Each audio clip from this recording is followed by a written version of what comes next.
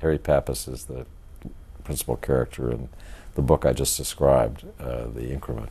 And I didn't hear anger in that. I heard him talking about it as if it was a bit of a bragging right. My first novel, Agents of Innocence, was about things that were so sensitive that when it was published, I just didn't know what the consequences would be. I'd never done this before. I knew how raw it was. I just had made a decision. I'm gonna get this as right as I can, and I didn't know what people would do. The premise of The Quantum Spy is that the United States is locked in a new Manhattan Project race to build a piece of technology that is, if it can be built, world-changing, and that is a quantum computer. And our principal rival in that race is China. What I've told you just far is simply the facts. The Quantum Spy is a novel that imagines the characters who'd be involved in an intelligence battle to see who can steal the other's secrets about this world-changing technology. It's principally the story of my hero, Harris Chang, an American of Chinese descent who's a CIA officer who was asked to penetrate the Chinese intelligence service and in the process learns things about himself, things about the CIA, things about how the world works that shake him up to his foundations. And we also see in this novel how the Chinese intelligence service, not so familiar to readers of spy fiction. We all feel we've been in Moscow Center with Carla, and the Russian spy world is very familiar to us. Chinese, not so much. So one of the pleasures for me in writing, I hope for people in reading The Quantum Spies, it takes us into the world of the Ministry of State Security, the very secretive Chinese intelligence agency that is the principal antagonist in this book for the CIA. I always say in the prefaces to my books that they exist in an imagined world. I sometimes tell people if you take any book I write and think it's a recipe for how to bake a cake, you're going to end up with a mud pie because it's got all sorts of things thrown in. That said, I try to do a lot of research for every one of my novels. The Quantum Spy is my 10th novel. I researched it for many months. I went to the computer laboratories where quantum computers are being experimented with, in one case where one has been built. I traveled to every place that's mentioned in the book and looked at it and thought about it. I studied the Chinese intelligence service in all sorts of different ways. So my answer would be that it's a novel. The story's imaginary. The characters don't exist in real life, but it is drawn from real life. It's as real as I could make it be and still be a work of fiction. In this area that I was writing about, where you have this super powerful... The reason quantum computing is so important is because if you built a quantum computer, it could shred any system of encryption ever devised. It would essentially render all of your adversaries' most secret messages, documents, information. In my book, I describe a technology that is a kind of quantum computing.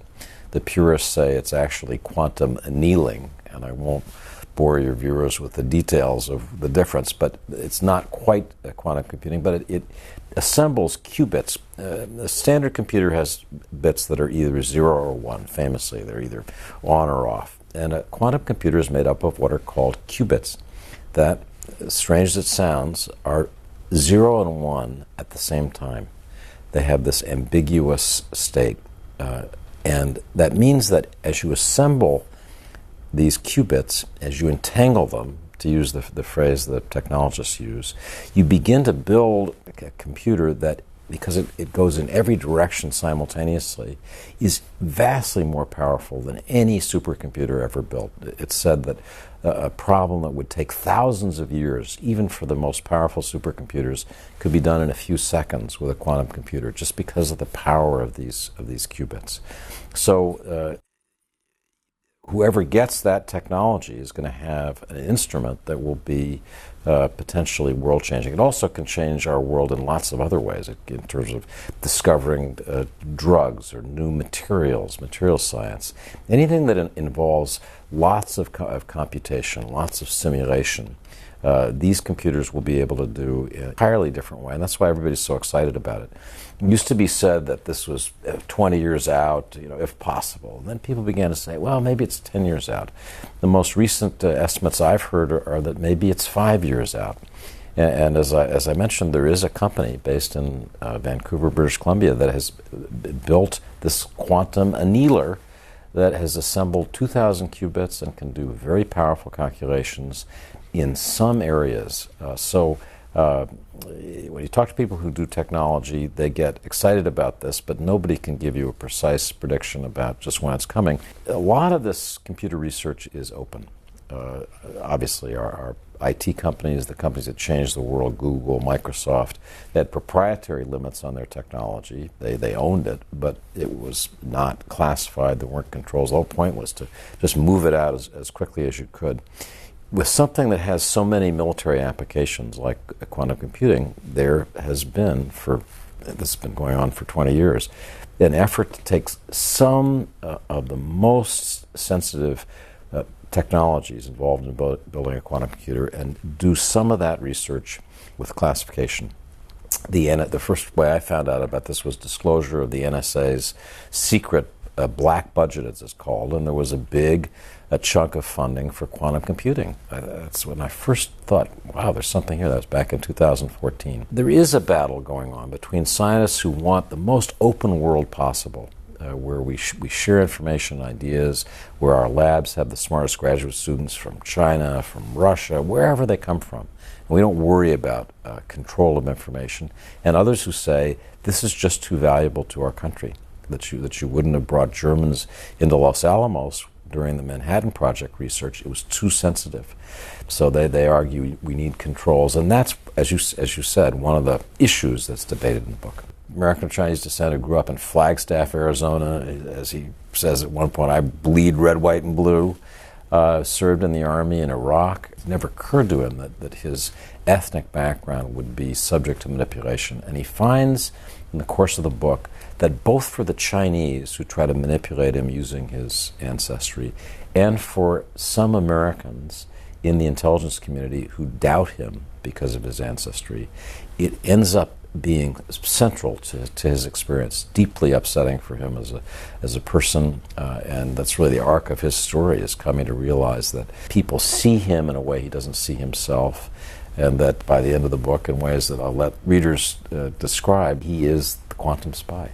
Well, I think our intelligence community has always been eager to use the richness of our national fabric to draw people who speak languages, who have cultural skills. Often some of the case officers who'd work the Soviet file would have Russian or Ukrainian, East European backgrounds. Often in the Middle East, people who speak Arabic have a native fluency through their families or other experiences were drawn into that part of the agency's operation. So it's always been a plus.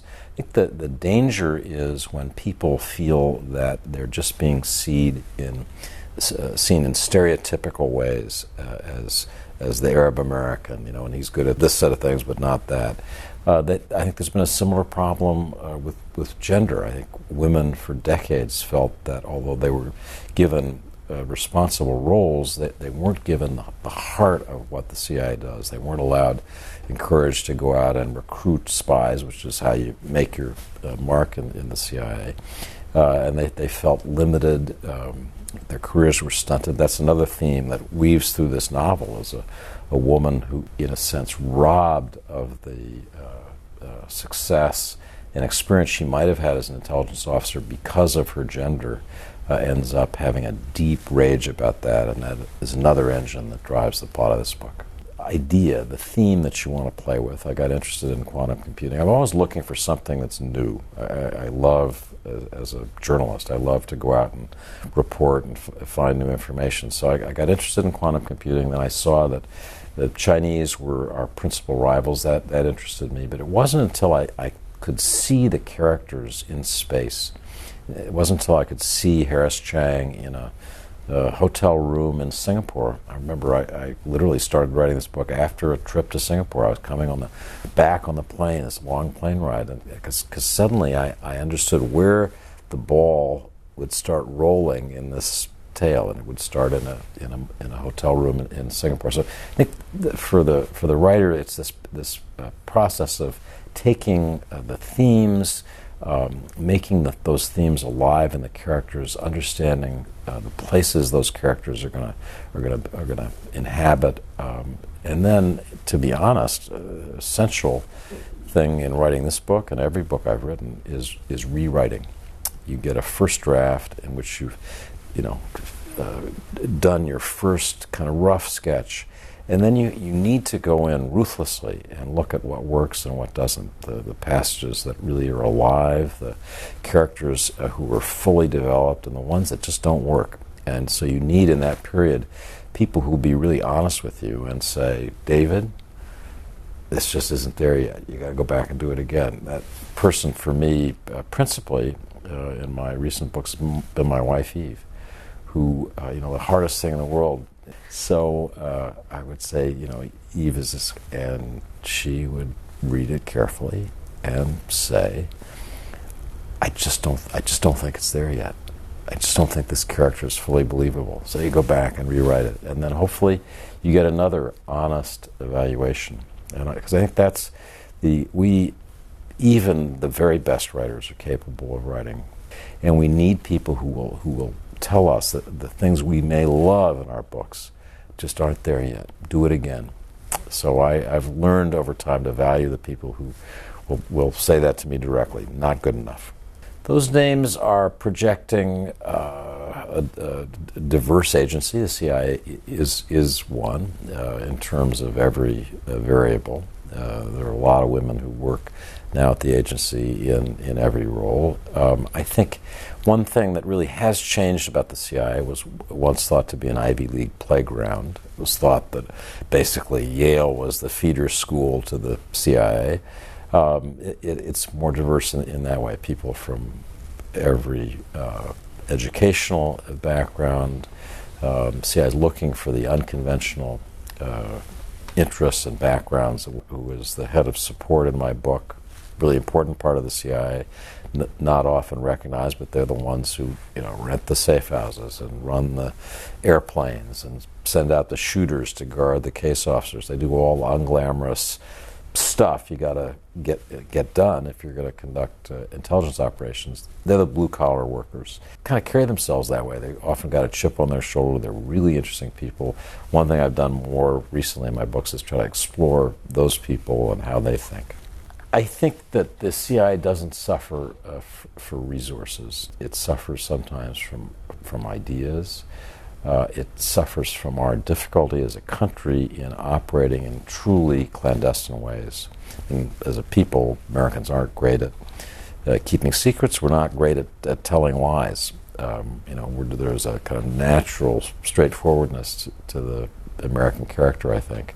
In the period when American power was strongest, in the Cold War years, had the wind at its back. Everybody around the world wanted to be America's friend, saw our enormously powerful economy as the engine of global prosperity. I once joked that in Beirut it was hard to find a person who either wasn't a CIA contact or didn't want to be seen as one, because that was the coin of the realm. I'm a friend of America. Today, people are much more reluctant to be seen as friends of America. It can get you killed today rather than help make your fortune. So I think where we had the wind at our back, we now are going into a pretty strong headwind. It's harder to find people who are willing to take those risks. When the U.S. does find them, we're not always as good as we should be in protecting them, protecting the secrets that they are sharing with the U.S. government. I've been writing, this is my 10th novel. The first one was published more than 30 years ago. Over that time, what I've seen is an agency that I think has lost its way a little bit, but really struggles most of all with the way the world has changed, where America was super powerful and everybody wanted to be our friend. today, as we see looking around the world, we're not super powerful, we have stronger rivals, and everybody doesn't want to be our friend. We have more enemies than we used to. Are painted in shades of gray, and the moral ambiguities that intelligence work is all about, kind of basic ambient of the spy novel. In my books, operators who, in a sense, are most ruthless and effective, John Vandal, who was the chief of the clandestine operations agency in my new book, The Quantum Spy, who just in terms of being a tough character, as he says at the end of the book, if it's simple, you ask the State Department to do it. Complicated and morally complex, we're the right people. Operators like John Vandal, I hope the reader will see as competent professionals, but there are questions that you ask, corners that he cuts. There are questions that Harris Chang, the hero of this book, asks more and more deeply about his colleagues, wonders they're ruthless to the point of shattering the reason that he got into the CIA in the first place. I had written for the Wall Street Journal, where I was then Middle East correspondent, a story that was published in February of 1983. I had worked on the story for more than 2 years. And that front page story said that the CIA, the United States, had recruited the chief of intelligence of Yasser Arafat and the PLO, at that time the leading terrorist adversary of the United States, as a CIA asset. That this person had been enormously helpful, saving thousands of American lives, and had been assassinated in 1979 by Israel, which regarded him, with good reason, as a terrorist, as somebody who had taken Israeli lives. So you want to talk about the gray zone of intelligence. This case really had it. 2 months after I published that article on the front page, the CIA officer who had run this operation, whose name was Robert Ames, a great American hero, the subject of a superb nonfiction book that was published 2 years ago called The Good Spy. Robert Ames came to Beirut, and he went to visit the CIA station at the American Embassy. It happened that I had a meeting with the military attaché that same day. I left the embassy about 12:30. Just after 1 o'clock on that day in April 1983, the biggest car bomb that anybody had ever seen in Beirut exploded at the door of the embassy. I had gone back up the hill. I was in my hotel when I heard just the roar, this shattering roar of this explosion, ran down the hill and saw the embassy just shattered. I described it as if the flesh of the building had been ripped away, and just saw the insides. Robert Ames, this hero, had been the CIA's leading Middle East specialist, had been killed, along with every member of the CIA station who was in Beirut that day. They were all at lunch and happened to be near where the highest impact of the bomb was. And in the aftermath of that tragedy, the Arabs who had been working with the U.S. on this long-running case, remember, Arafat's chief of intelligence had been in constant contact with the CIA.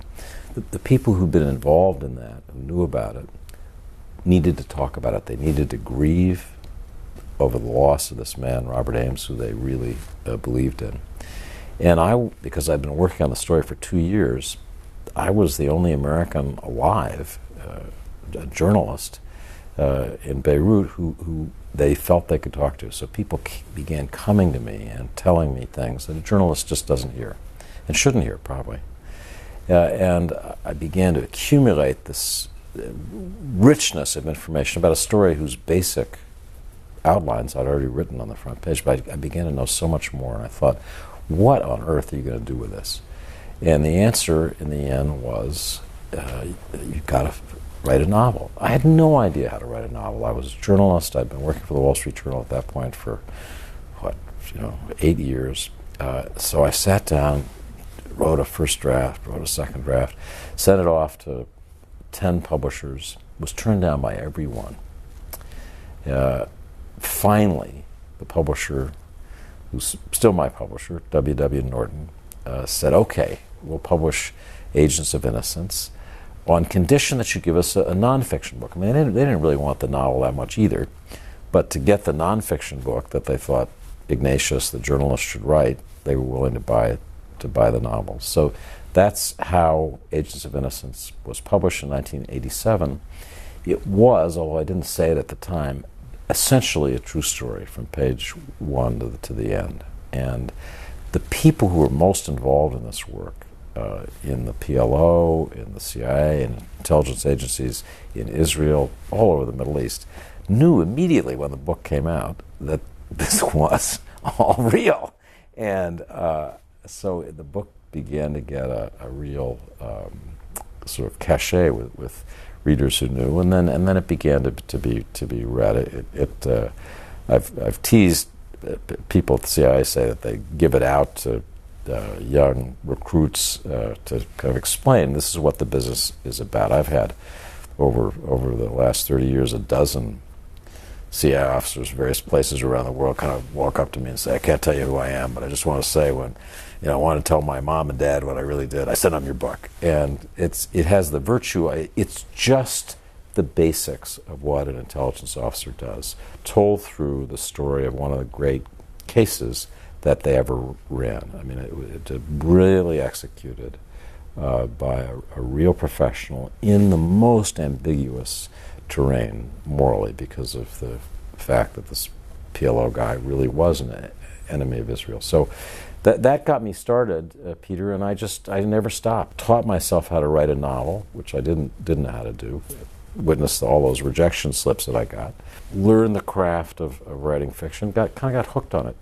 And it's played off of my journalism ever since, over 30 years. The things that interest me, that I begin to report about, but there's so much more that I'd like to say. This life as a novelist gave me a chance to really unpack the ideas, the places, the issues, in a way that I say at the end of this new book, The Quantum Spy, that I thought 30 years ago when Agents of Innocence was published, I would have to choose whether to be a journalist or a novelist.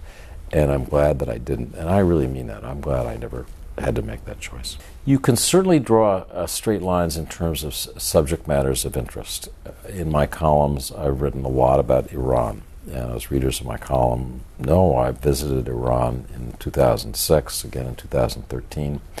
After the 2006 visit, I was fascinated by the Iranian nuclear program, which was just becoming an issue of intense interest.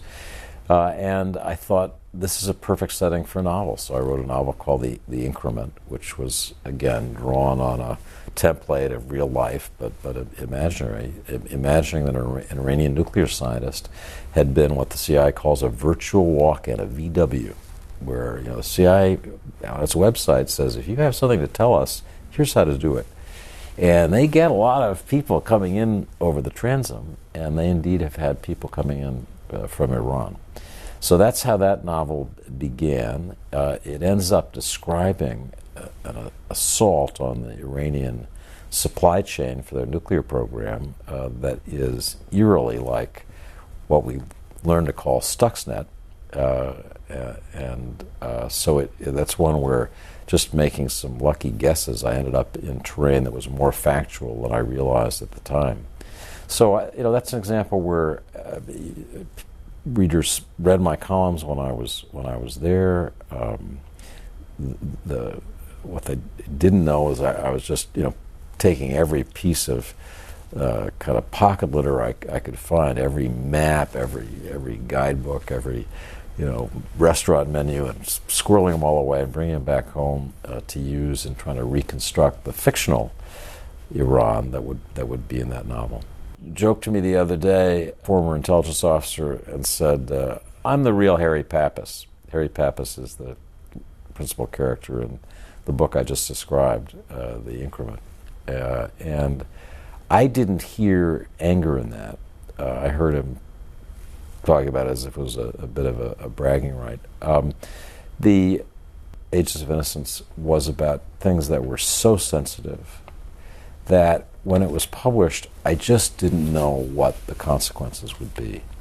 I'd never done this before. I knew how raw it was. I just had made a decision. I'm gonna get this as right as I can, and I didn't know what people would do, and initially there was shock. Over the years, people sometimes write that I write sympathetically about the CIA. Sometimes that may be so, but over the years, I have written things that have made people's hair stand on end. But I've never had anybody. I try to be careful about not taking a character per se and outing that person. People's identities are secret, and they are at risk if those identities are disclosed. So I try to be careful about that. Over the years, these books have been read by a lot of CIA officers. My new book, The Quantum Spy, has blurbs from 3 former directors. I've been shameless in asking people, no matter who they are, TV journalists, you name it, for blurbs. As readers know, all those little quotes on the back page of the books that you buy, us writers work so hard to get, and it can be embarrassing to knock on somebody's door electronically and say, please, please, please, would you read my book? Would you say something nice about it? I made a rule years ago because I felt it was so difficult to get started that pretty much anybody who asks me to write a blurb for a book on a subject where I'm interested as a reason to read it, I'll say yes. Just hoping that I can give somebody else the boost that I had when I was a young writer from the people who wrote those little blurbs, including former CIA directors. To write about China very deliberately, I think in terms of national security threats going forward, also opportunities, but let's talk about threats. China needs to be at the top of people's lists. China has announced, in the person of its president, Xi Jinping, that it intends to dominate the commanding heights of technology by 2030, certainly sustain that through 2050, and they've been very specific. And they've tasked their intelligence service to go out and gather information. Okay, let's be blunt, steal secrets that will help reinforce that position. They're building new weapon systems that will be able to challenge America's enormous military power in Asia Pacific. So China has set a course that people worry is going to bring it into a collision, a military conflict with the United States. I am not somebody who believes that that's inevitable, but I do think it's time for thoughtful readers to try to get inside Chinese ambitions in terms of being a world power, to get inside the Chinese intelligence service and how it operates. That was, again, part of the fun of this book. Quite right. I do try to look at the things that I think are going to be the next big threat. My last book, The Director, was about how the Russians were manipulating the libertarian underground, the world of WikiLeaks. Well, when that book was written, people didn't think about it much. We're now in the midst of this huge Mueller investigation, but if you go back and read The Director, you'll find some useful guideposts to where we are now.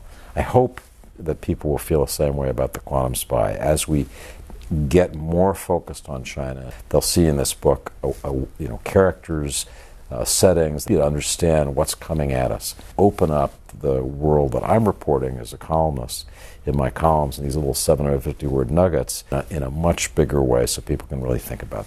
So what fascinated me from my first novel was the process of recruitment, the way in which I get someone to be willing to share secrets with the United States. How I play on that person's vanity, needs, vulnerabilities.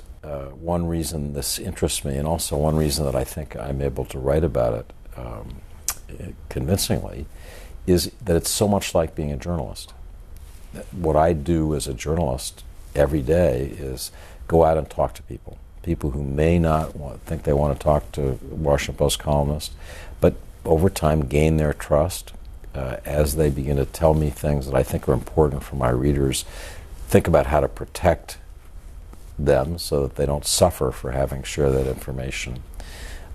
which has nothing to do with the shoot 'em up, James Bond, Aston Martin, crazy technology. Simple part of identifying the target who knows something, thinking how you make an approach to that target, having an initial contact, and then slowly reeling that person in as a potential source. That interests me. And if you look at each of my books, that process is central. I guess the other thing that's in every one of my books is, in some ways, the suggestion that the United States doesn't know enough about the parts of the world where we get so deeply involved to take the risks that we do. That's the theme of Agents of Innocence, my first novel. In some ways, it's consistent all the way through to this book, that we just don't know enough. Take risks. Our country has gotten in a series of wars through the time I've been a journalist, one after the other in the Middle East. And I keep thinking, I wish they knew what the characters in my novels know about how often we're flying blind over the decades that I've been writing about it. This idea of the CIA's rogue elephant doing whatever it wants. Period. I think really ended with the investigations in the 1970s. It certainly ended in the investigations that followed the practices of torture. The CIA likes to call it harsh interrogation, but let's be honest, that followed 9/11. And I think CIA officers now know that they can be legally vulnerable. I think they often take out legal insurance to protect themselves against the possibility that they need counsel.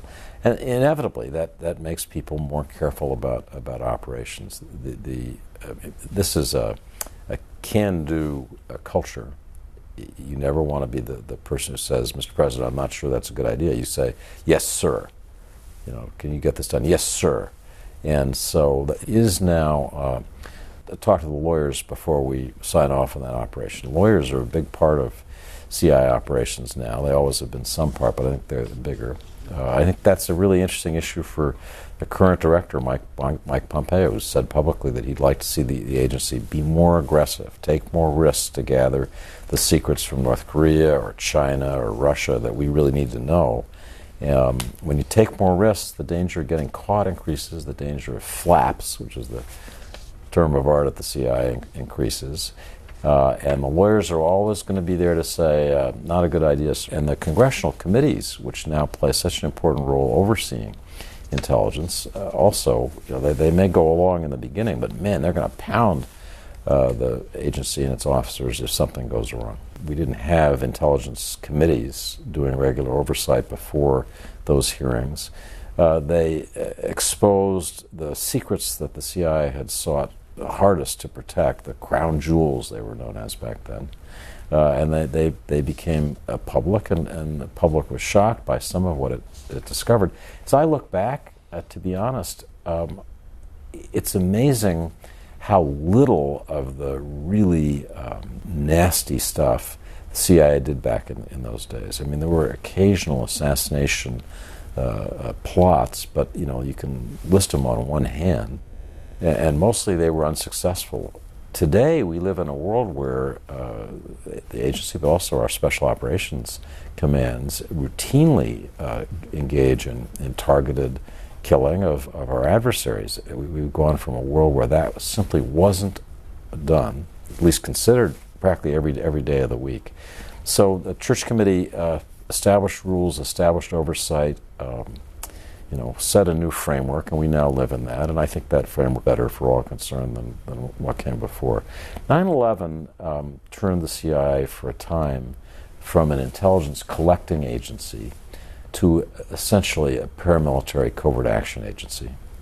The CIA had a plan for what to do after the Twin Towers went down, and George Tenet, if you read the histories, was very clear with President Bush, we're ready to go. And they were on the ground in Afghanistan within a matter of weeks. And they took down the Taliban in Afghanistan, with brilliant handfuls of Americans working with their assets in the Northern Alliance, the Tajiks, others in Afghanistan. They let Osama bin Laden slip away, our current Secretary of Defense, Jim Mattis, pleaded with his colleagues to authorize greater use of force to prevent bin Laden from slipping through the mountains into Pakistan. That's one reason General Mattis is beloved by so many at the Pentagon is he was right about that, and everybody remembers. But Secretary Rumsfeld wouldn't sign off on it.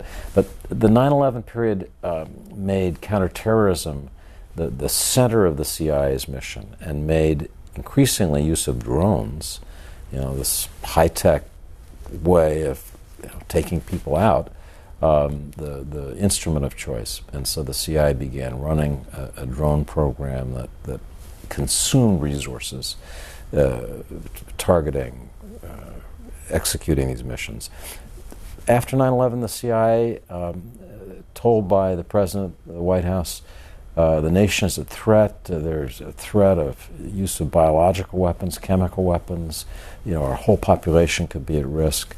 You need to know. You need to find out what they're going to do to us. CIA crossed a line that I think, in retrospect, we all feel was a mistake to have crossed in terms of how it interrogated people. And there's been vast discussion of that. I won't go through the details, but it does shock the conscience to read what our intelligence officers did in those interrogation programs, and I think there is nobody at the CIA who'd like to get back into that business.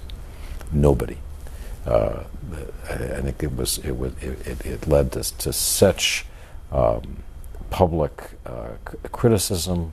The CIA in the end depends on trust of the public. When we see our soldiers at the ball game, everybody claps. We love our military. CIA officers take similar risks, but they don't get applause. Quite the opposite. They usually get pretty sharp criticism, and I think they don't like that, and they'd like to have some better basis of support. So that's one reason that they would be so wary about being asked to go into the interrogation business again, big time. They don't want to do it. I think that this is an agency that would like to go back to its basic mission of collecting intelligence and do less of the secret war, counterterrorism, and all the related missions. That I think that people feel the years after 9/11, while it was essential for the country in terms of protecting the country that the CIA act, that in terms of the agency, its morale, its basic mission, that was not a good period.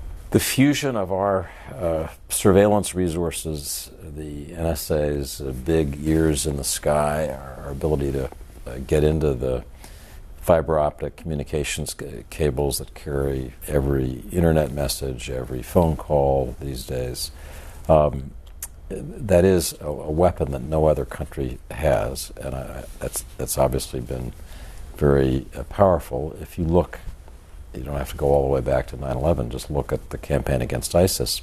Americans haven't paid much notice, but the Islamic State arose in sort of swept across Iraq and Syria in 2014. 3 years later, it was obliterated. It has almost no territory. Tens of thousands of its people have been killed. And that has been, hadn't been much written about it, but that's been a war that our Special Operations Command, powered by this same information. Every time you have any digital ping that says somebody who's threatened an American, threatened a Brit, threatened a French person, is electronically visible, it's likely that that person's soon going to be a target. So this has been a much more ruthless and effective campaign than people realize. And it's, I think much more journalism needs to be done about how this was conducted, what the human costs were. This is an area where I think there has not been enough reporting and should be more. Well, to quote Mike Pompeo, the CIA director, he's described WikiLeaks as a hostile intelligence service.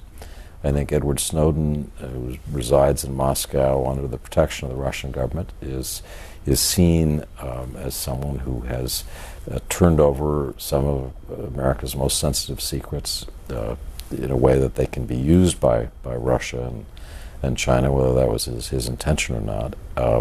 So I think there's a pretty hard-nosed view among intelligence professionals about both.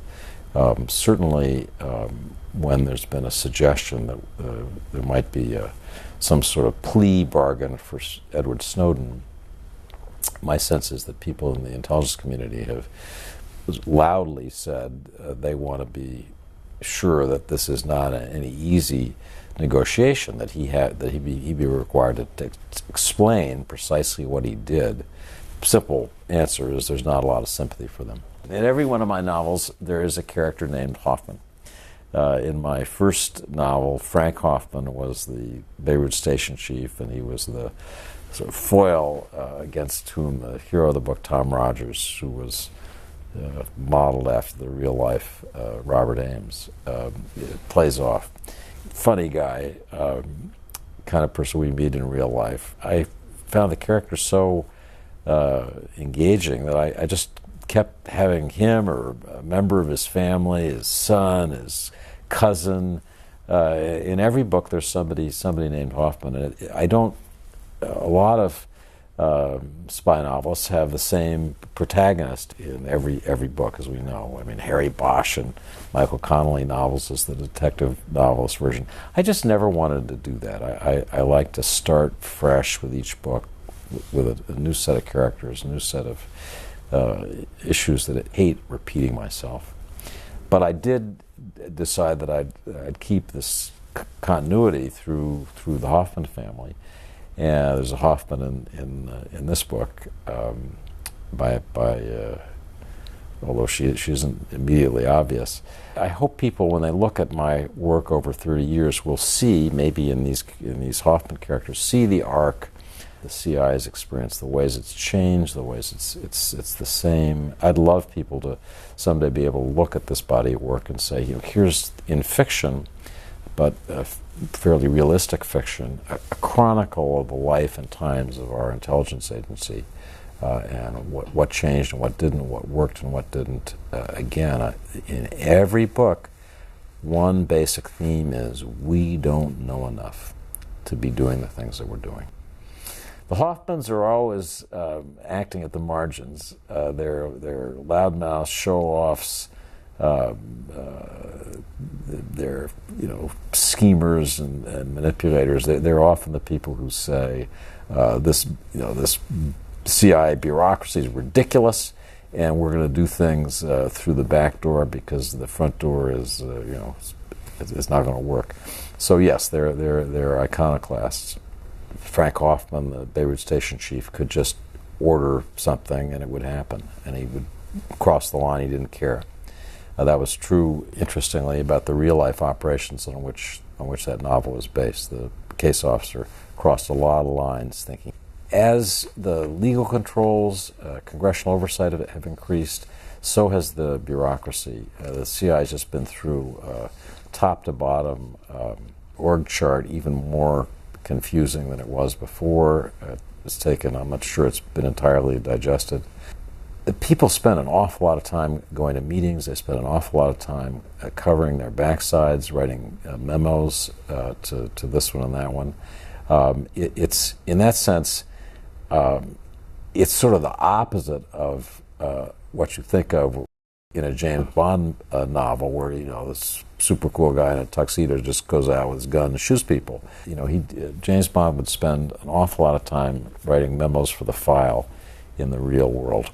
Since the beginning, excellent. It's really the CIA's biggest asset, is that because it's really the only powerful global source of information with all these technical resources to feed its collection and analysis, able to share things with partners that they couldn't get anywhere else. So, every day, leader of some foreign intelligence service comes to Langley to visit top officials of the CIA, talk, share information, and that extends to people you wouldn't think, Russians, Chinese. There's a lot more intelligence sharing about issues of common interest than We have 17 different intelligence agencies. Each of them wants to have its own analysts who are doing the analysis. The idea that merge. I mean, this is a company, and you had 17 different sets of accountants, going over this essentially the same paperwork. 5 minutes in the business world. A lot of it continues in the intelligence world. There's been an effort to remove the stovepipes, but everybody insists my information's so sensitive. So it's all controlled by the originators, as their buzzword goes. And even now, after more than a decade of talking about breaking down the stovepipes, they're still there. Dan Coates' job is to oversee this sprawling intelligence community, and I'd say one problem is that it's too big. This is a situation where less would be more, where a smaller, more genuinely clandestine intelligence service that went after the targets that really matter, or life and death for the U.S. An information system that nobody could digest. We generate far more information than anybody analyze. Maybe computers will be able to do the analysis for us. Over time, I guess that's one other observation that I'd make. Too darn big. We spend plenty of money. Sometimes we're just lucky that we managed to distinguish the signal, the thing that really matters, from all the noise that's around it. I think the danger of nuclear weapons, as great as it was when I was a boy, when we used to literally have air raid drills and think about fallout shelters, and there was a general national paranoia about nuclear war. That receded with the end of the Cold War, but there's no question that we live in a world where the danger of accidents leading to a nuclear exchange, whether it's between the U.S. and North Korea, which we're all thinking about now, the idea of having boasts and taunts about nuclear war being exchanged by an American president and a foreign leader, I find deeply disturbing. One thing that we hear again and again from former national security advisors is about moments when they were told, because of mistakes, that missiles were on the way, and they had a couple of minutes to decide whether to launch our own missiles in retaliation. The point is, this is an area where the danger of miscalculation leading to catastrophic outcomes is so large. Nobody should joke about or use this as an area where they taunt the "my button is bigger than your button" stuff. I think Americans should share the view that's not appropriate. These weapons are too dangerous. The first thing that I was struck by when I read this story is what a hard target North Korea is. This is a country where it's more than usually difficult to get information, to recruit agents, to trust what the agents tell you. The North Koreans are very good at hiding things. They know when our spy satellites are overhead. They don't let us see things except intentionally. They do a lot of their research underground. We're not entirely sure where all the underground facilities are. So that's not to excuse not understanding how rapidly their program moved. It's just to say this was the ultimate hard target. And I think we would all say, okay, so we want our intelligence agency to do better, to be more aggressive. We need to know. We need to know where the North Koreans are. When you think about what that involves, about the risks to the people who do that collection, who try in clandestine ways to get into North Korea or recruit North Korean agents inside their nuclear establishment, I mean, man, think about that as a challenge. But no question that we need to know more. We're too close to conflict with North Korea, not to treat them as absolutely a number one collection target, but need to think about what that's going to involve. Before my dad calls on the other line, my father never worked for the CIA. My dad worked for the Pentagon, served in the Navy in World War II on an aircraft carrier. He was in many of the naval engagements in World War II. He came to work for President Kennedy in 1961, initially as Assistant Secretary of the Army, and then Undersecretary of the Army, then Assistant Secretary of Defense, finally was Secretary of the Navy for almost 2 years. So he had a distinguished career in government. No, I was never recruited. In terms of my life choices, I grew up in the 1960s, and I felt as a young man strongly that the Vietnam War was a mistake, was wrong, and led to some tough conversations between me and my dad. It was just part of my growing up. And when I got out of college, what I wanted to do with a passion was be a journalist. I'd been writing for my high school newspaper since I was 12, 13. I used to cover concerts and pretend I'd say I was reporting for my high school newspaper and be backstage at the Temptations or the Junior Walker and the All-Stars at the Howard Theaters. I had a passion for that work. My first job as a reporter was the Wall Street Journal sent me. I'd gone to Harvard. I'd been a graduate student at Cambridge in England. And the Wall Street Journal asked me to go cover the Steelworkers Union in Pittsburgh. And if there was a more unlikely person in America to cover the steelworkers, I'd like to know who it was. But I threw myself into it, and I learned how to talk to people in that union and make them as sources and break stories, and I just loved it. I fell in love with the work. In later years of my career, certainly when I covered the Middle East, and then after 9/11, I have often gone to war zones and covered these wars as an embedded journalist. This year was in Syria in July with our special forces. Spent 3 days there. I've been in Syria a couple times earlier in this war. I've been often to Iraq a couple dozen times. So I ended up wanting to have a window as a journalist on what our military does. There are times when I wonder, looking back, if I've served my country in some direct way. I hope as a journalist the work that I do serves the country in its own way, but it's not the same as working for the government. And I look back now, you think, well, should I have done that? That's one of the things you think about as you get older. What are the choices you made, and how does it all add up? Well, VOA I wouldn't describe as a propaganda service. VOA wants to be a source of objective news, much as the BBC is. Britain, and I think the VOA has some excellent journalists. It's now run by a colleague and friend, Amanda Bennett, whose journalism I respect a lot. She's edited the Philadelphia Inquirer and Portland Oregonian and other papers. Radio Sawa was more specifically set up as a source of pro-American information during the years of conflict in the Middle East. It had that as its mission. Would you call it propaganda? I'm sure there's some good journalists there who'd be offended by it, but there's no question that its mission was quite specifically to push an American line. Our country has to become more united. I think our divisions now are our greatest national weakness, and our adversaries are exploiting them. On the names that you mentioned, Jonathan Whitney was a great, sometimes over-the-top investigative reporter for the Wall Street Journal. When I worked there, he was famous. We had, in those days, some great characters who did investigative reporting. I was kind of studying their moves. There was a guy in the Washington Bureau who was one of my mentors named Jerry Landauer, who was just a great character. Broke some big stories in that period. Harry Rositsky is a famous figure in the intelligence world and intelligence history. My dad is 97.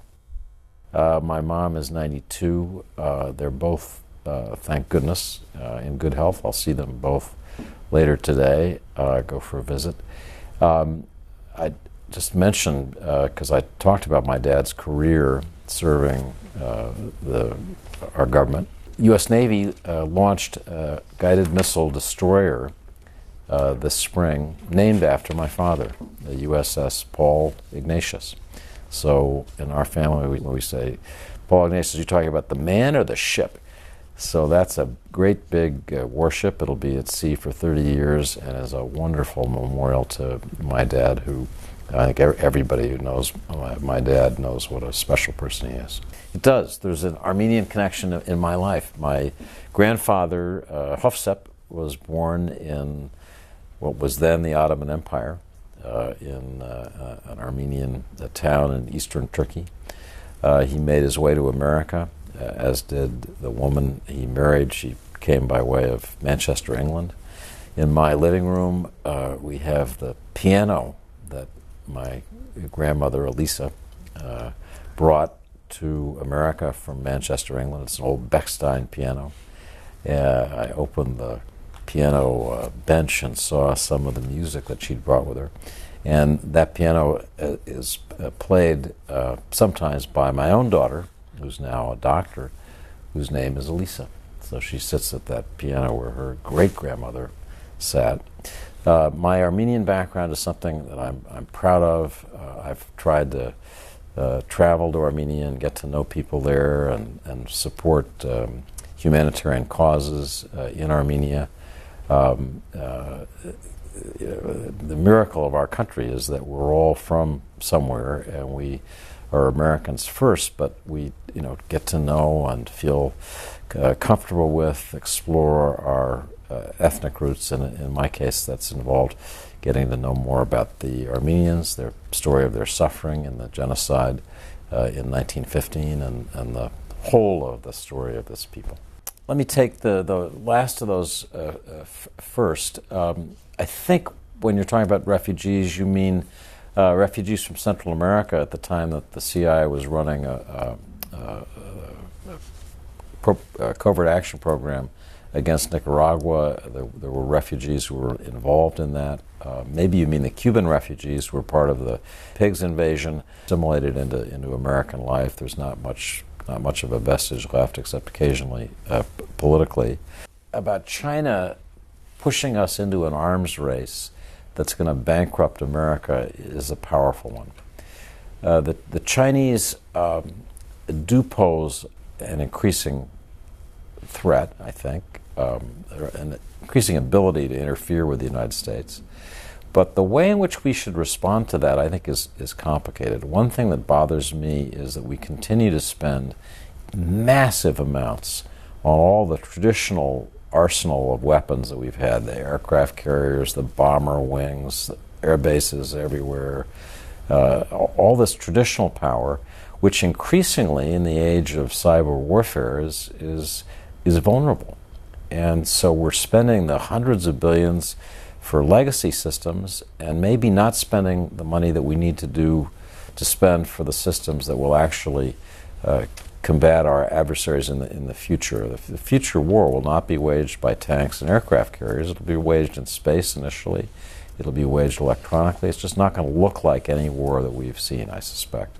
I share your view that we need to be a lot more smart in looking at this budget. We don't have enough money to spend on weapon system under the sun. The Pentagon traditionally is terrible at making these choices. Everybody wants everything. Senator McCain, somebody I respect a lot, sent a letter to Secretary of Defense Jim Mattis a couple months ago in which he basically said, as we know, Senator McCain's very ill now, but he said, you need to make choices. Mr. Secretary, you need to make choices about what we can acquire and what we can't. You need to make strategic choices because we can't afford everything. And I think Senator McCain was absolutely right. To say that they've given us nothing but lies and deceit is wrong, and I've seen the evidence that that's wrong. I've traveled with the Pakistani military in the Swat Valley in the north of Pakistan, which was once infested by the Taliban, and I've been with their military as they moved to clear that territory at considerable loss of Pakistani life. I've traveled to South Waziristan, which is where Al-Qaeda hid out, and I've seen the joint operations the U.S. ran with the Pakistani military to go after those Al-Qaeda cells, one by one by one. True, as President Trump tweeted. It's just ask anybody in our military who's served out there. The Pakistanis have not played straight up with the United States. They have continued to maintain a relationship with the Gulf, which operates in Afghanistan, is one of the most deadly groups in Afghanistan. It's directly responsible for killing Americans. The U.S. keeps pressuring the Pakistanis to If you say we're fighting the same adversary, let's go after the Haqqani network, and the Pakistanis have refused. I think it's usually a mistake in foreign policy to force things to extremes. That's why foreign policy by tweet isn't a good idea. In 140 or 280 characters, you can't really do justice to the nuance of the relationship the United States needs to have with Pakistan. It's going to be complicated. But the basic point, are the Pakistanis being fully open with us about what they do? No, they're not. Do we have a right to protest their continuing relationship with a group that's killing Americans, would kill Americans right now, today, if they could? Yes, we do. Pakistan is going to continue to be important to the United States. It's a nuclear power. Maintaining a dialogue with a country that has nuclear weapons and says it's prepared to use them against India, really important. You don't just walk away from that relationship. Not fully sharing their relationships with some of these groups. And the Pakistanis protest, understandably, I guess. We're in the business of collecting information to protect ourselves. The Haqqani network, which you want us to just never talk to again, we get valuable intelligence from them. It helps us, and maybe it helps you too. So don't tell us never to talk to them. If you're a spy novelist, it is some of the richest terrain imaginable. Cruising around Peshawar is just it's a scene that you couldn't conjure up. I always have terrible trouble picking characters' names. I'll make lists. I'll match this first name with that last name, and sometimes a character's name will change after the second draft because I just hate the name so much. There is a computer programmer that you can get that is a name generator for writers, so you can come up with names. Of course, once you come up with a name, you have to check to make sure there's no real person that could in any way be confused with this fictional character.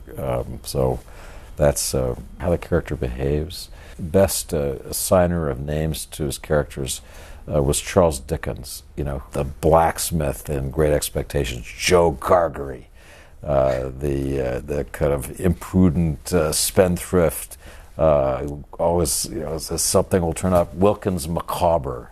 We say Macabre-esque, and we instantly think of that character. Dickens just had a flair for these unforgettable names. Change in the course of writing a novel. As you learn more about a character, as the character does things on the page, the name that you initially thought was appropriate changes. The name of the CIA head of operations in my new novel, A Quantum Spy, John Vandal, I changed on the final draft. It was something entirely different, and I realized the name that I had and certain details just didn't fit who this person had become. So, it's the fun thing about a novel is you get to control every detail. And if you decide you can give somebody a different name, they do outrageous things. They're cleverer than you thought they were. They just end up taking more space and becoming more important to the story. And that's happened to me often. Some of my Middle East or Pakistani intelligence officers end up being a lot more complicated and devious and interesting. So they just, I assigned a smaller role and they get larger. We were talking about Blood Money a moment ago. That novel opens with something that I'm proud of as a writer, because it takes readers to a place that we need to go that's hard to go. And it imagines what it would be like to be under a CIA drone attack in the tribal areas of Pakistan. I traveled to the tribal areas to see what that space looked like. I traveled in a one-engine plane with a Pakistani officer, bumping over the mountains, bumping over the Badlands, where the only people underneath us were Al-Qaeda and their supporters. I asked him at one point, what would happen if we had engine trouble? So I was able to describe what it would feel like to hear that hum at 10,000 feet above you and see the gleam on the body of this drone and begin to run in terror from the place that you thought might be hit, and then the loss of everybody around you who was not able to escape.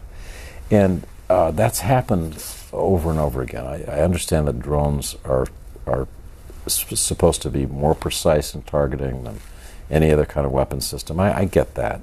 But the drone is a terrifying weapon, and I felt if I could take readers, make you feel what it would be like to be on the ground, and as I said, hear that whir in your ear, see the little flashing light, and then panic.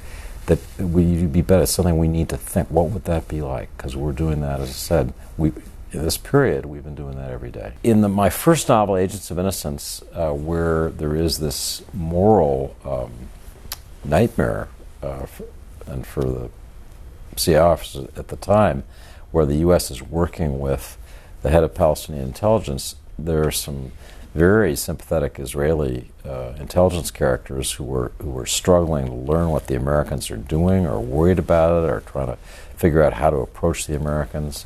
Israelis have, since then, I felt, since there are so many good authors who really, Dan Silva's books are one example, but there are many, that foreign service officers, because they're exposed to danger, our intelligence officers overseas, don't get recognition. Sometimes they don't fully know what their spouses are doing because it's so secret.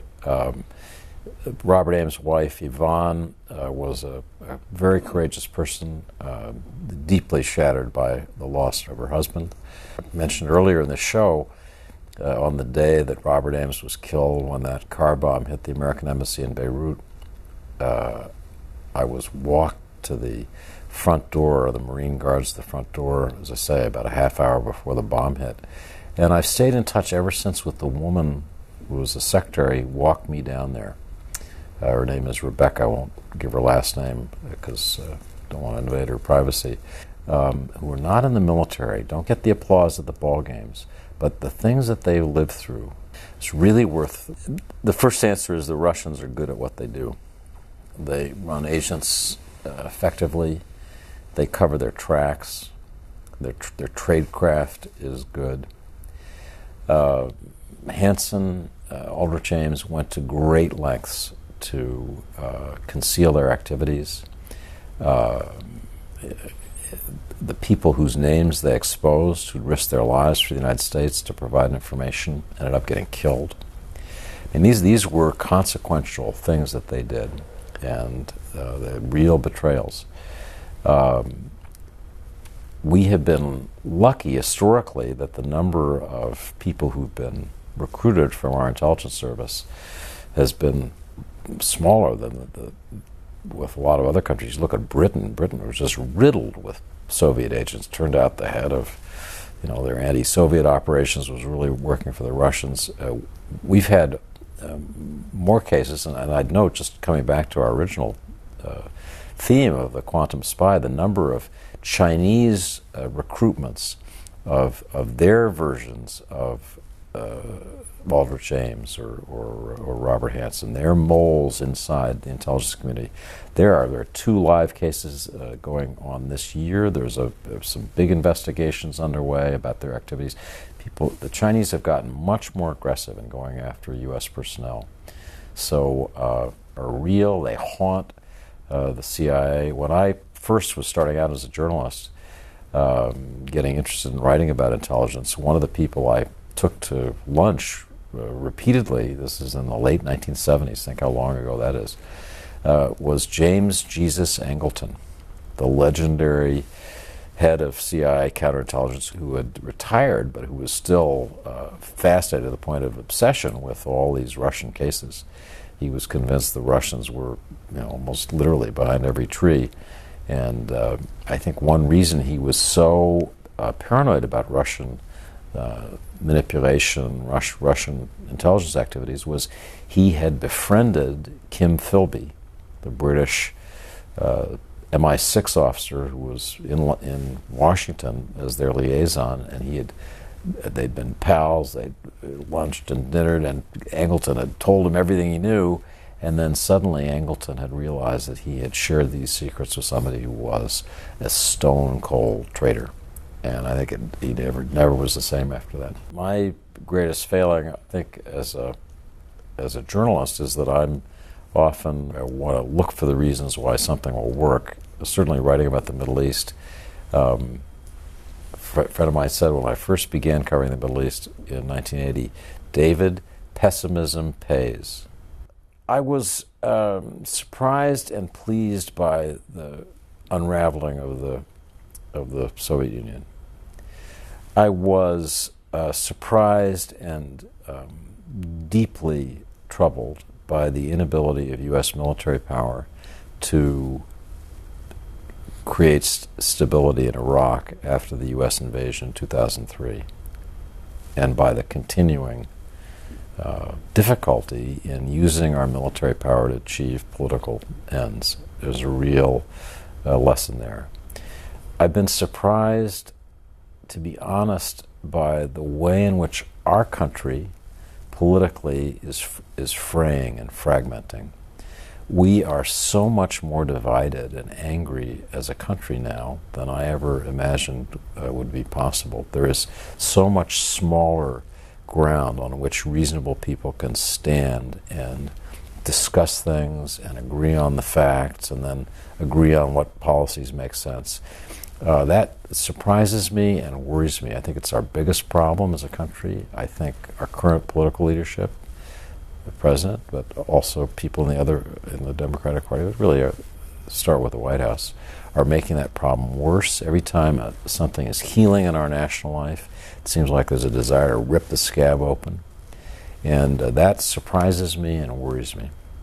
Make reference to the president or go see the president, but I think it's so easy to write in stereotypes about the White House and the Situation Room, and it just takes away from the granularity that interests me, the real life.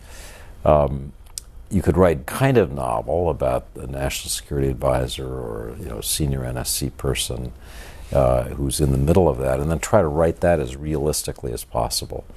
Not the world of House of Cards, not the sort of somewhat stereotypical world that's closer to the way it really happens. I just feel like as soon as I got the president involved, I'm in the world of cliche, where it's somebody who's very fanciful and just never wanted to do that. The only book that's been made into a movie so far, Body of Lies, and that was made into a movie starring Leonardo DiCaprio and Ridley Scott. Ridley Scott was director. Mark Strong played the chief of intelligence. Russell Crowe played Leonardo DiCaprio's boss. So that was a big Hollywood movie. I think it's a wonderful film. HBO shows it often enough. I've had other deals that I thought were going to lead to movies. Tom Cruise wanted to play the character in my novel, A Firing Offense, and happily paid a lot of money for what looked like a project. There were 3 drafts of a screenplay that got written, but it never got produced. So there are other things bumping along. I'd love to see a project that is under discussion with a British television network to do my novel, The Increment, about Iran and about secret operations based in Britain as a cable TV series fruition. But it takes a long time for these Hollywood things to happen.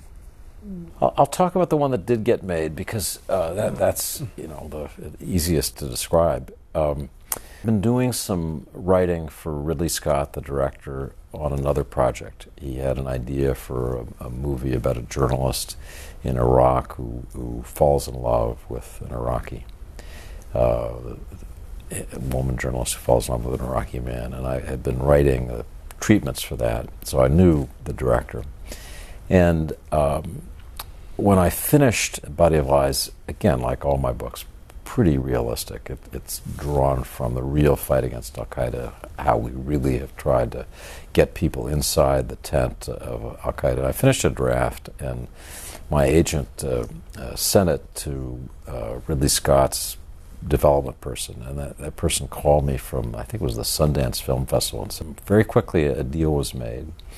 And it happened that Hollywood was in one of those moments where, because there was an expected screenwriter's strike, every studio was scrambling to line up all the stars. They could do 2 movies in the remaining period before the strike was thought. And so they managed to line up Leonardo DiCaprio to do this. And once you had director Ridley Scott, famous actor, but then there was a question of getting a script that could be shot.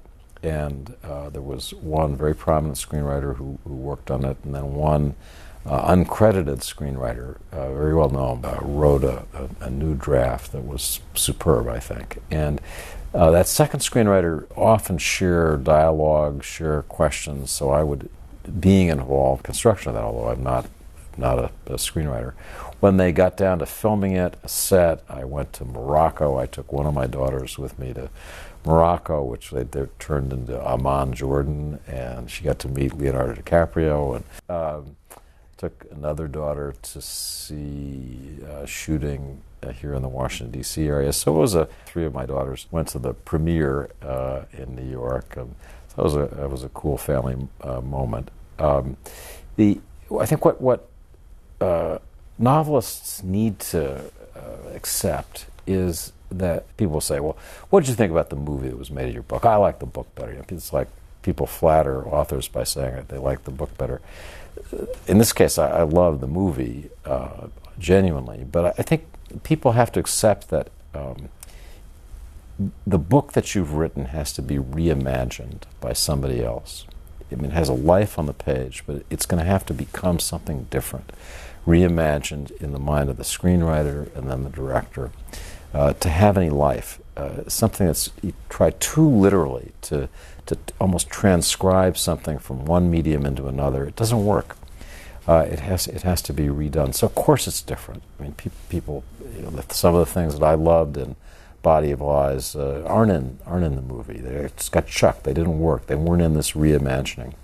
So I think you just have to give it up and accept that's the way it is. And if that doesn't happen, if it's not reimagined, it's not going to be any good. Option means that they pay you a small amount of money to have the right to make the movie if all the stars are in alignment. And then if they do make the movie, typical option deal, they pay you a whole lot more. So you quickly learn the chances it's going to get made into a movie are, slim to none. So you'll bet on slim. And the amount of money you initially take in an option deal is pretty small. Sometimes, on rare happy occasions, they will buy property outright.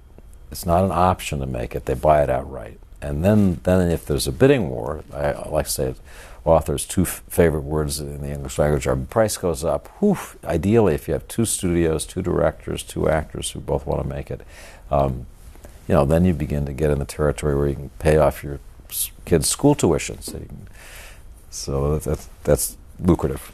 The Palliser novels are a series of 6 novels by Anthony Trollope that recount the story of the Palliser family.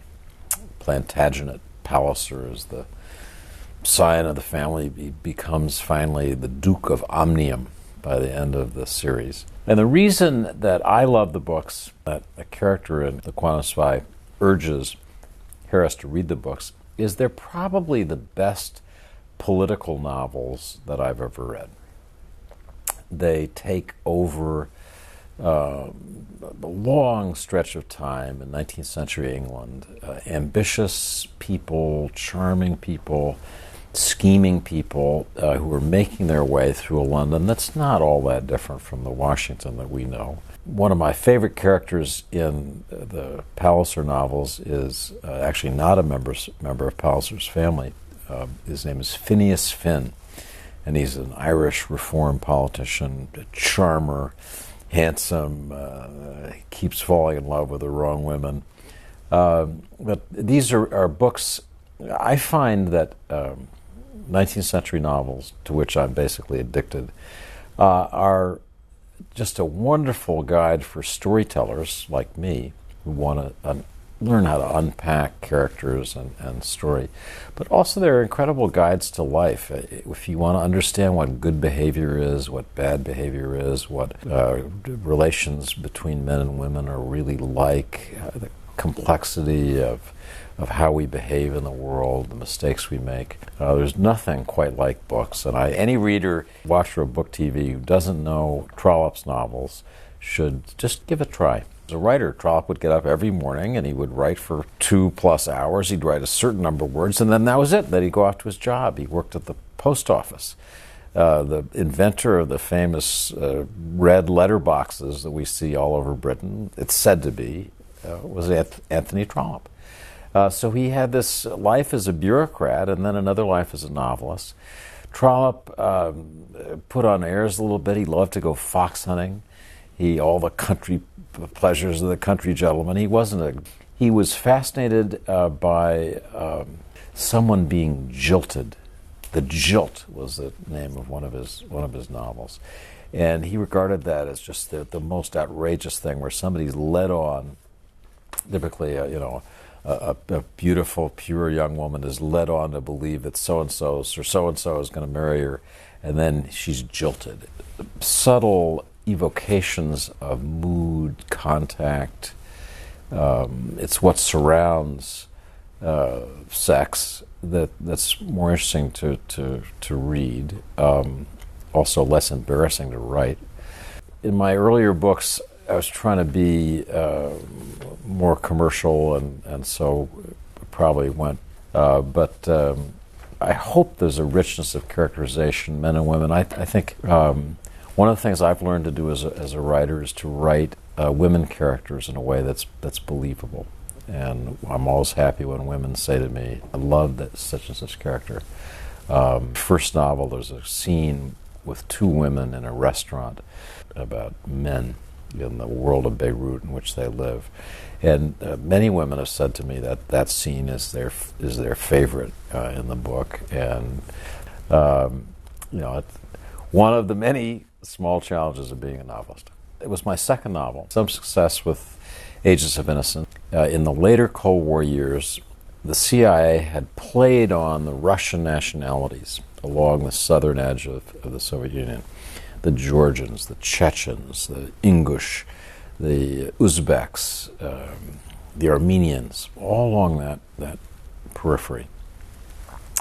And I also wanted to write about the experience of a woman case officer, because I had been told that the big problem for women in actually doing operations was that when a woman befriends a man from another culture, says, let's go take a walk, or let's have a drink together, and begins the process that leads to. Men often just see that in this woman's coming on to me. This is puts women in a very delicate, dangerous position. I interviewed a number of women who'd been senior operations officers and began to think about that. So I created this character, Anna Barnes, who embodies all those dilemmas. She and Alan Taylor, who is thinking about this play to kind of begin to rip at the fabric of the Soviet Union, get involved more and more deeply, and it turns out to be a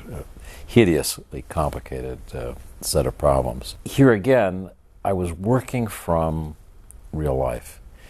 The people I went to see, I thank at the end of the book a man named Ruzi Nassar, who was an Uzbek, who after the war ended, he'd been recruited by the Germans during the war, but after the war ended was in a DP camp and was picked up first by British intelligence, then by the CIA, and had an incredible, a fabled career thinking about Uzbekistan, thinking about that whole part of the world. He was incredibly generous in sharing his insights with me. He's passed away now. Imagine, and I traveled to Uzbekistan, traveled to all these places, the pleasure of learning a piece of history.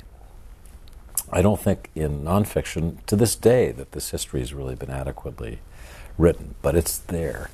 It's just waiting for somebody to do the research. And it's great. It's kind of corny. It sounds like book jacket copy.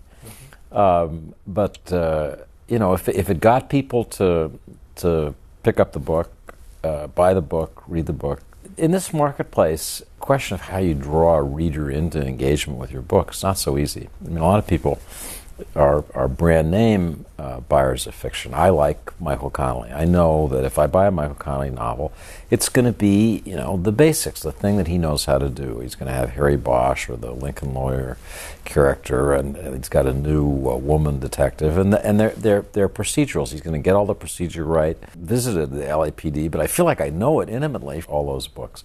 So, I'm going to buy Michael Connelly's next book. I hope somebody who likes realistic novels about the CIA has read 10 of my books. So when my next one comes out, you build up some brand equity, and you need to be careful not to write a really dreadful book because, from outside, I know many former intelligence officers who dreamed, when I get out, I'm going to be a spy novelist. And there are enough examples of people who were intelligence officers, starting with Graham Greene, John le Carré, Charles McCary, American Jason Matthews, a wonderful new American novelist who served as intelligence officers and then, found a way to write good commercial books. But for each one who's succeeded, I'll bet you there are a dozen who tried. I've read some of their books, and they just weren't good novels. People had all the same richness of experience, but they didn't have the ability to translate it into something that actually makes you want to stay up late. What is it, that makes you stay up? You know you need to go to bed. You finish one chapter. What is it that makes you read the next chapter, even though you shouldn't? What's the thing that's hooking you? And then try to recreate that. British intelligence officer is probably my favorite 20th century novelist in general. Also my favorite spy novelist. His novels are so good, to call them spy novels implies they're genre books, and they're much more complicated than that. The Quiet American, written in Vietnam in the 1950s, anticipates almost everything that ends up being so poisonous and difficult for the United States when we really go to war there in the 60s. The misplaced idealism, the kind of fatuous belief that we could alter the society. There's a character who is the narrator, who's a journalist, is kind of obsessively thinking about named Pyle, who's in the American embassy, some kind of attaché, and is forever spouting off about some theorist of the Cold War named York Harding, who's has found the third way. We're going to use the third way. We're going to defeat the communists. It's just the perfect and really terrifying introduction to our nightmare in Vietnam a decade later. So many rich things in what you said. The story of your dad and his adventures in the OSS sound extraordinary. Your brother's right to be trying to pitch something to Hollywood because it sounds like a natural. I wish him good luck with that, and I'll look and see if I can find the unclassified summary of this operation that you described. Just on a couple of the points you made, the new journalists who were for the Washington Post, New York Times, other news organizations doing aggressive coverage of the Russia meddling story and this unusual unprecedented presidency, it's just fantastic to watch them work. This is a period where we really have to be aggressive, but we can't make mistakes. News media makes big mistakes, makes us very vulnerable to attacks. So I love seeing aggressiveness and the professionalism of these kids. Michael Schmidt from the New York Times just broke a couple days ago a fantastic story about the pressure, Attorney General Sessions not to recuse himself, really broke some new ground in this story. He's just a young, hardworking, smart person. The great thing is, the more wonderful examples of journalism that we're generating, the more movies like The Post, which is out now, that people see, the more smart people will come into our business. We were just, really in contraction. The journalism was fading, and I can remember wondering whether it really made a difference in the world. I don't wonder that anymore. I know the value of what my colleagues and I are doing, so I think that's great. Just a final thought about how to use this expertise, the things that we know from our families, from our lives. My friends at Harvard, I occasionally teach at the Belfer Center at the Harvard Kennedy School, like to talk about applied history. and almost as a discipline of applied history, like we have applied mathematics, applied different disciplines. Applied history is a good one, where you look at the lessons, the experience that people had during the Cold War, during any period in our history, and you think, how do we apply that to what we're living with now and make better decisions? I love that. I'd in a future life, I'd love to be an applied historian. I thought the Post was wonderful. It was stirring. It's almost a hymn to my newspaper and my profession. So, of course, I love it. I thought what was unforgettable about the movie was the portrayal of Mrs. Graham. I'm lucky enough to have joined the Post in 1986, to have known Mrs. Graham well, to have interacted with her often. I can hear her voice, when I would say something particularly stupid, she would say, "David, how could you?" She was just, she was so funny, she was so mischievous. Meryl Streep, it's uncanny how she captures the little quirks, the way she carried herself, her voice. It's a brilliant portrayal, and it captures the moment in which she became a great owner, great publisher. When she, the business side said, as they had to, this could cost you your business. And Ben Bradley, my boss, my friend, said, as he had to, "You got to publish." And Mrs. G, as I always used to call her, had a tough decision to make, and she made the right decision. And on that decision is built our fantastic success as a newspaper and also as a company. So I love the. If people want to see the real characters who lie behind this wonderful evocation, there's an HBO documentary about Ben Bradley that was premiered about a month, 6 weeks ago. It's still easy to find on HBO. It's narrated by Ben himself. Ben voiced his autobiography, and it's check that out if you want to see. Ben Bradley shaped my career. I'm the godfather of Ben's youngest son. Ben was absolutely central to my life and growth. Ben kept trying to hire me at the Washington Post, and I kept saying no in the early, a little more money. But these were what a blessing to have lived in the period when the real Ben Bradley and the real Katharine Graham walked the earth, roamed our newsroom. It was unforgettable. Don was Katharine Graham's son, was our publisher. Don literally knew the names, not just of every reporter and editor, but every press operator, every person who delivered the paper. I mean, Don was an owner, the likes of which he'd been raised to run the Post, believed in it, and he did the most courageous thing, for which I think he doesn't get enough public credit. So I just want to say, Don saw that his family and the structure of the Washington Post, a publicly traded company, just was not sufficient to keep the Post healthy enough to do the great journalism that it needed to.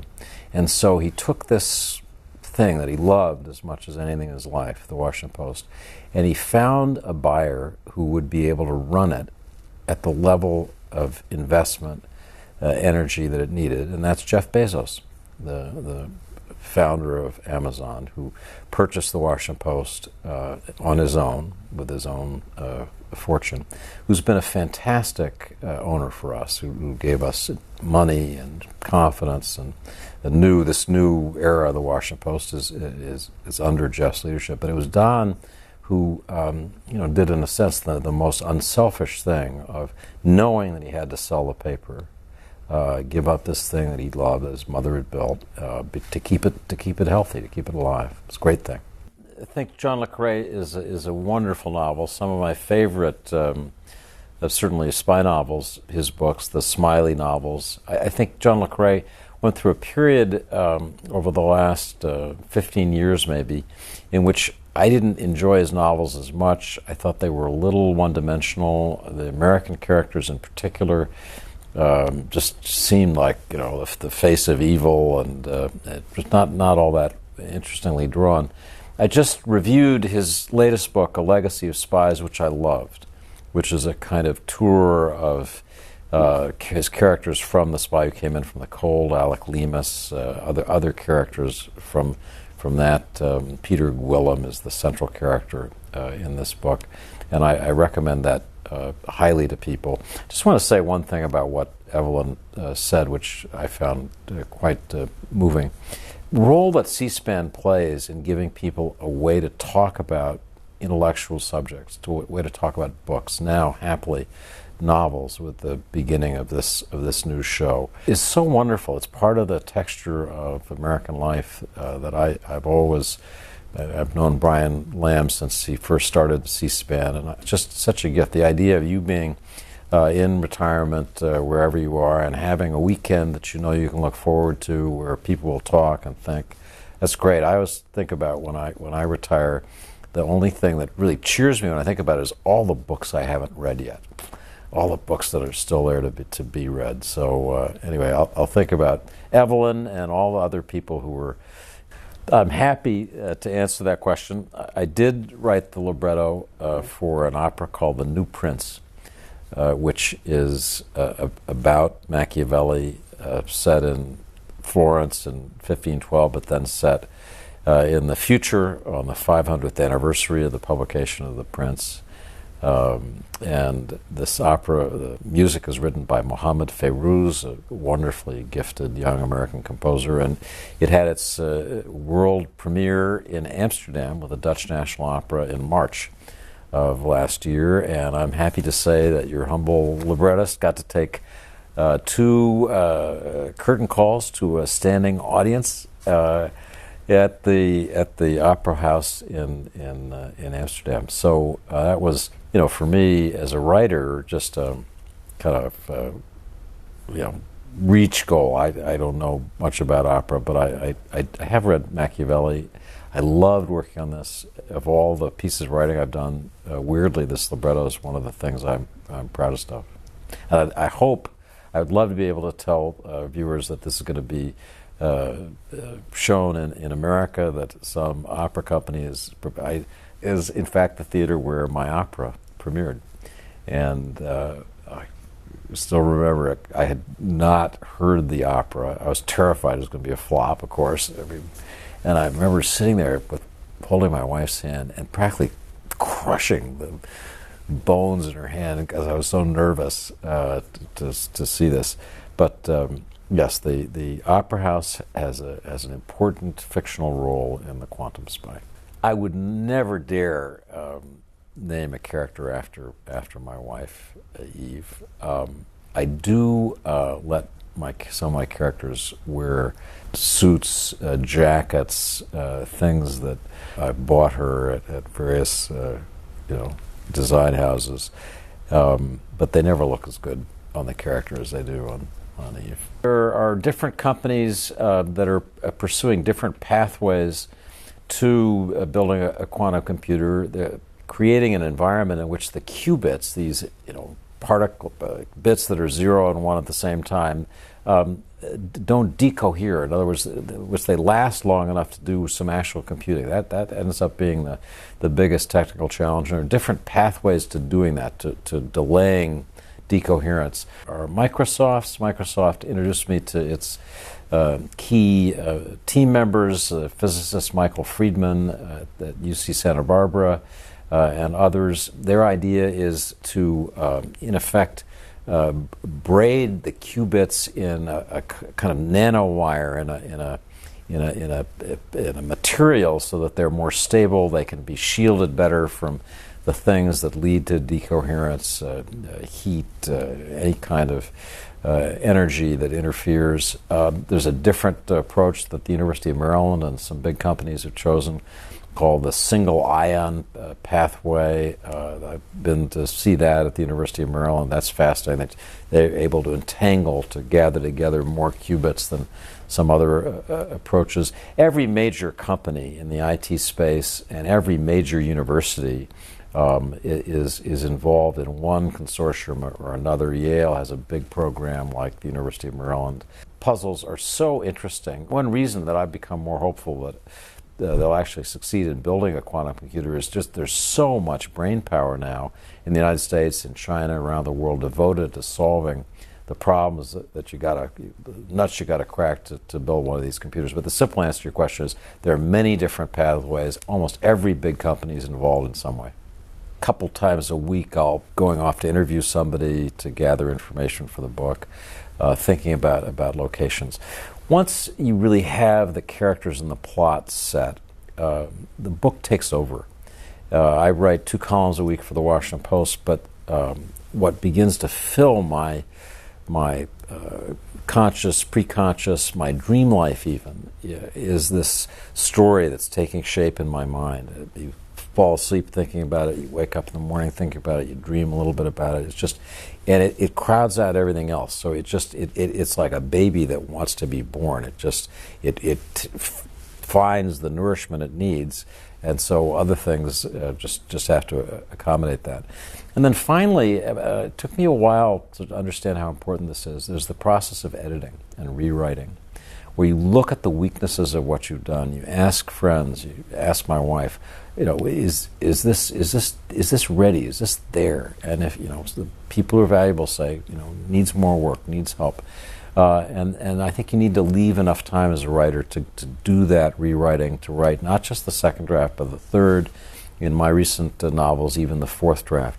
So it's a series of phases, and I steal time from other parts of life. I hope readers of my column, it's not too obvious to them that David must be working on a novel, because these columns are a little thin, but that does crowd out other things that you do. I moved to Paris in 2000 to become editor of the International Herald Tribune, which was a dream job. I'd always wanted to run a newspaper, and here was a chance to run one in this fabulous city. We got, I like to think, the nicest apartment in Paris, on the Seine, overlooking, next to the Eiffel Tower. And I thought, David, you would be an idiot if you have this incredible adventure with your family. My children were in school then. If you were a drudge and spending all your free time writing a novel, just give it up for a little while. And so I did, and we lived. But then when we moved back in 2004, it was time to start again. So I began working on what became Body of Lies. I love every child. You feel that same way about your books. That said, if you want to get to know my work, the right place to start is with my first novel, Agents of Innocence. It was published in 1987.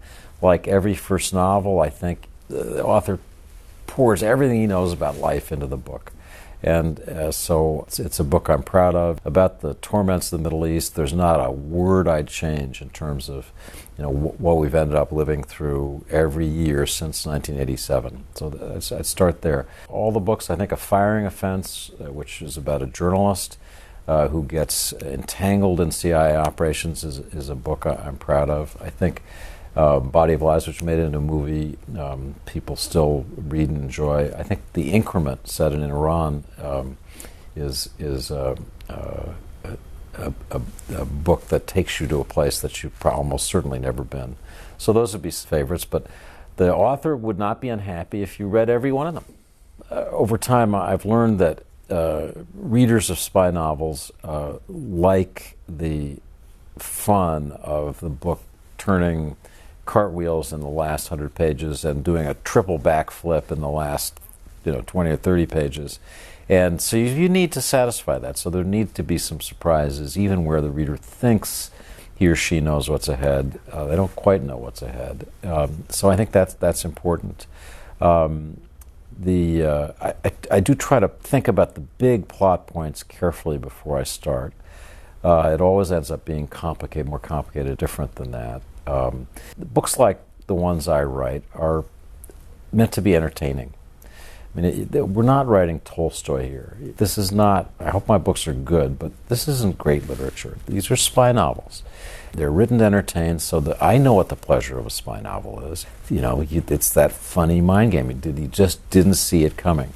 And so and as I said earlier, it's the thing that makes you stay up that extra 15 minutes. So I want to make sure I don't forget that. Don't get too high-minded about this or that, and remember that I'm in the entertainment business. So I've assembled ingredients that are coherent, that are plausible, but that doesn't mean that they're right.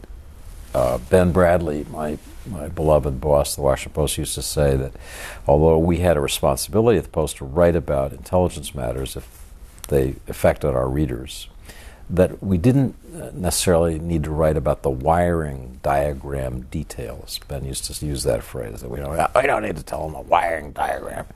And the wiring diagram is not typically in my novels. Usually it's because I have no idea what the wiring diagram is. I mean, there are secrets that people hold, and if you tried to find out, you couldn't. So, but the details that are there are plausible. I'm just saying, if you tried to combine them the way my book says, you'd end up with a hodgepodge. Hopefully on the page it doesn't seem that way, but it's so.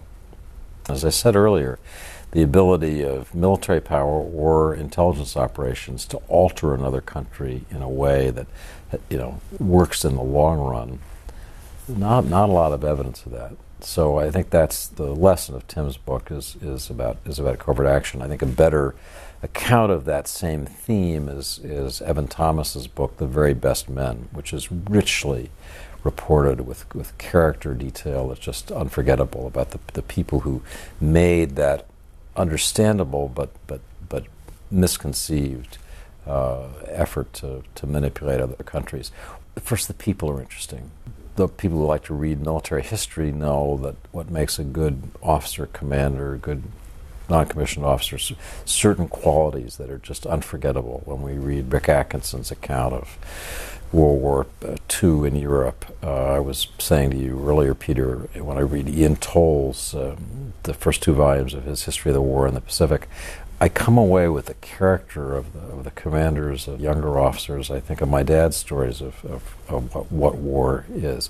Same thing with intelligence work. Dilemmas that people face, the way they operate, the conditions under which they operate, the fear that's just a constant part of their lives as they do their work. Interests me. I like to distinguish between my work as a journalist, a columnist, where at the end of 750 words I say, and so this is terrible, or some declaratory judgment of what you should think about it. At the end of a novel, I don't have to do that. I've just described this world, and you get to make up your mind who you think that the villains are, who you think bigger canvas. So I think that's one reason you come back to it, is because you're not making the sort of declaratory judgment, thumbs up, thumbs down. You're just describing. Gordon, I'm the angry center, or the radical moderate. That's where I feel. Why didn't Mrs. Clinton win? I'd say the beginning of the answer is that she didn't. The obvious. She wasn't able to present a program of where she would take the country that was compelling enough to overcome the obvious weaknesses of Donald Trump as an alternative. She couldn't do that. She had a lot of negatives to begin with. A lot of people just didn't like Hillary Clinton, but she never was able to build sufficiently to give people confidence that she'd be a good leader for our country. To give enough people that confidence. I just say one more thing. I think the strategy that the Clinton campaign adopted was to basically let Donald Trump demonstrate through his statements, through his behavior, that he was unsuitable to be president, that he didn't temperamentally have the right qualities to be a good leader for our country. And they thought that over time he basically would reveal that, and people would make a rational judgment and decide that he wasn't the right person.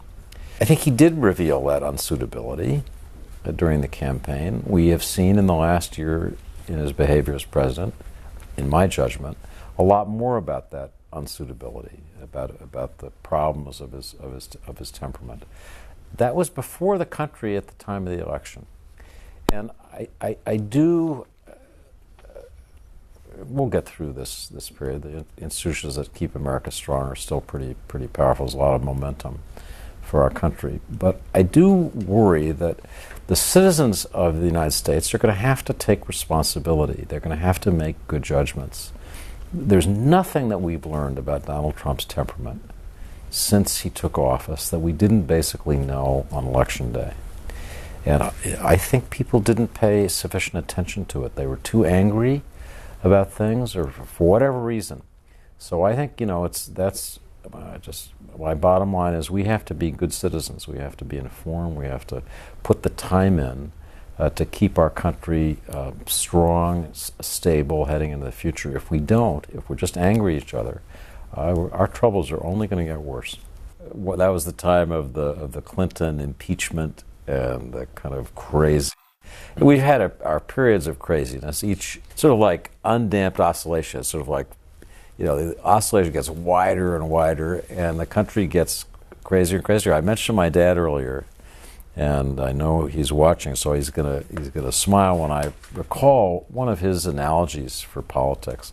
My dad talks about a spinning top, and you think of a top spinning on a countertop, and you can give a top a real knock, you really bing. But if it's spinning fast enough, it comes back to the center point pretty quickly. The problem is when it's not spinning as fast as it should. And then you give it that knock, and it wobbles more and more, and then eventually it falls over. And my dad is right. America's like a spinning top. It doesn't have enough spin. I don't know why that is, but it doesn't have enough spin. It needs to spin faster. It needs to be more confident. It needs to be more integrated as a country. Otherwise, the knocks that we get, we're just seeing more wobble.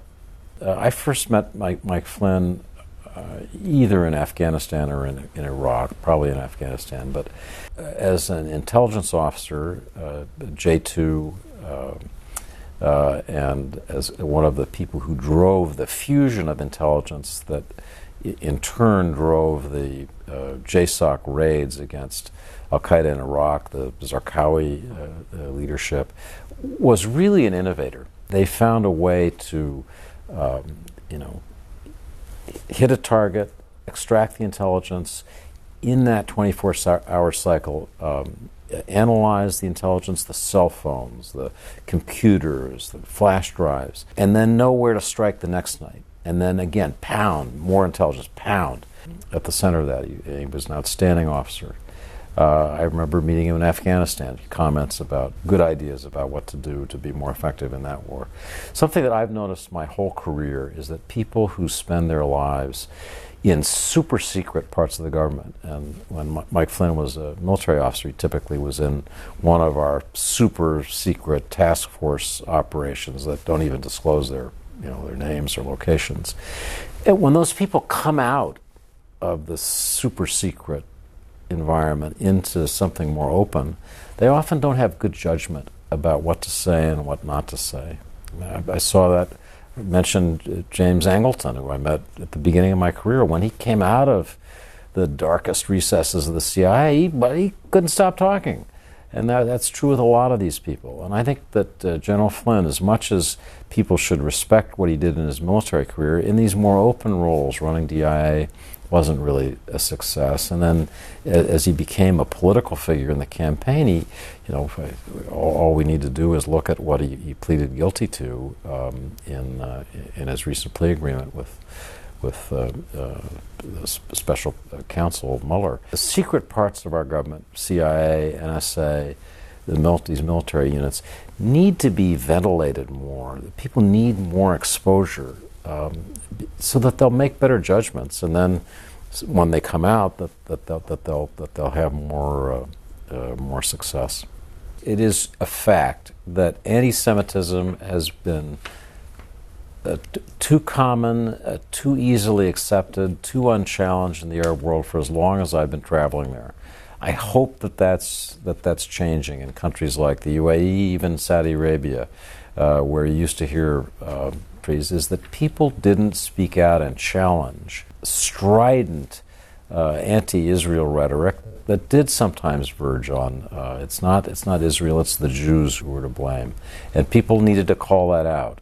You can have views about Israel's actions, and I've written critically about some things that Israel's done, but that's not the same as this sort of uniform, unceasing criticism. So I can't give you a citation for having said that, but I'm not disagreeing that that it's true, that there is a kind of elevator music constancy to that rhetoric that always bothered me. Political officer at the U.S. Embassy, and you are a CIA officer. You're often declared, is the term of art, so CIA station chief in whatever city it is, Paris, London, Cairo, will go to the head of their security service and declare who are the CIA officers, and often they'll be the ones who conduct the official liaison, so they'll travel off into the other country's intelligence headquarters and they'll sit down. And non-official cover is somebody who's traveling for XYZ Trading Corp. And he's got a home office in Buffalo, and he's got a branch office in Dubai, and he's got business cards and a whole kind of backup that says he works for XYZ company, but he's private company, but he's actually an intelligence officer under non-official cover. Those people are often described as NOCs, taking the initials NOC. And it's integrated cover where the person is doing real consular work. If you tried to, scratch that, you got suspicious, you'd find that there was backup all the way down. These cover issues are interesting. That the really interesting issues today in the era of digital footprints. Every move we make is being recorded by a camera somewhere. Every time we cross a national frontier, our biometrics, our fingerprints, our digital retina scan are taken. How do you move people secretly across borders in a world where their real identity, no matter what it says on the passport, is known, competent for an intelligence service? That's an interesting puzzle. It's one of the things I'm researching for the future. I can guess at some of the answers, but I think that's this question of your digital exhaust, as people in the intelligence world sometimes say, and how you vacuum it up, how you deal with a world where others are capturing your digital exhaust. That's a real-life 2018 spy problem. I decided 2 books ago that every theme of the spy novel, penetration, manipulation, just go down the list of the things that was going to zeros and ones, was going digital. That was where espionage and intelligence lived now, and that it was time for me to kind of realize that and recognize it. So in The Director, 2 novels ago, I went to the hackers convention called DEF CON in Las Vegas and just hung around with hackers and watched them talk about how you break into servers and I'll never forget, walking into this convention in Las Vegas, and there's a big screen scrolling, and it's got in real time the names, usernames, and passwords of every account that's being hacked, of everybody that's there in real time. It was just stunning. And so my new novel I'm working on also has these themes. I just think this is where the spy business lives now. And if you want to write spy novels that are about the real world that people are operating in, this is where you got to go. Historical reading and from spy novels about the meticulous tradecraft that the Russians have used. The Russian intelligence has been the mother's milk of Russian operations going back to the Tsar's time. We write about fake news and meddling and Russian manipulation. Russians were buying up newspapers, newspaper reporters again in the Tsar's time and in the time of the early Soviet services. So we understand how they operate. They're meticulous. They stage their operations with great care.